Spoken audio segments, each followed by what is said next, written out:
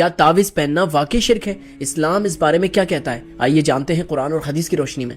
دیکھیں، تعویذ کا مطلب ہوتا ہے کہ کوئی ایسی چیز جو انسان بلا، نظر یا دکھ سے بچنے کے لیے پہنے۔ لوگ کچھ نمبرز یا ہستیوں کے نام لکھ کر بند کر کے اسے یا تو گلے میں لٹکا لیتے ہیں یا بازو میں باندھ لیتے ہیں۔ بٹ اسلام کے پوائنٹ آف ویو سے اس طرح کے تعویذ پہننا بالکل حرام ہے، ناجائز ہے، شرک ہے، گناہ کبیرہ ہے، کیونکہ نبی علیہ السلام نے واضح یہ فرما دیا ہے کہ من علق تمیمۃ فقد اشرک، جس نے تعویذ لٹکایا اس نے شرک کیا۔ یعنی جو شخص یہ سمجھتا ہے کہ کوئی دھاگا، تعویذ یا لکھا ہوا کوئی لفظ اس کی حفاظت کر رہا ہے تو گویا کہ وہ شرک کر رہا ہے۔ اور شرک وہ گناہ ہے نا کہ جس کے لیے اللہ تعالیٰ نے نبیوں کے لیے بھی یہ تک فرما دیا ہے کہ اگر تم نے بھی شرک کیا تو ہم تمہارے سارے اعمال برباد کر دیں گے اور تم خسارہ پانے والوں میں سے ہو جاؤ گے۔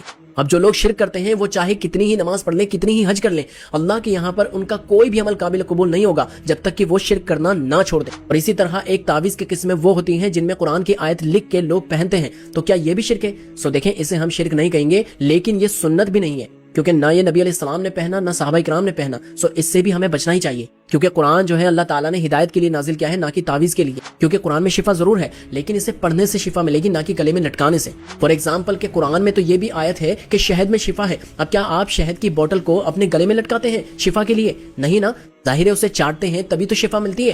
اسی طرح جب آپ قرآن کو پڑھ کے دم کریں گے اور اللہ تعالیٰ پر توکل کریں گے تبھی تو شفا ملے گی۔ جیسا کہ نبی علیہ السلام پڑھا کرتے تھے سونے سے پہلے المعوذات، یعنی 3 پناہ دینے والی صورتیں، سورہ اخلاص، سورہ فلق، سورہ ناس، یہ 3 صورتیں پڑھ کے اللہ کے نبی اپنے اوپر دم کر کے سویا کرتے تھے۔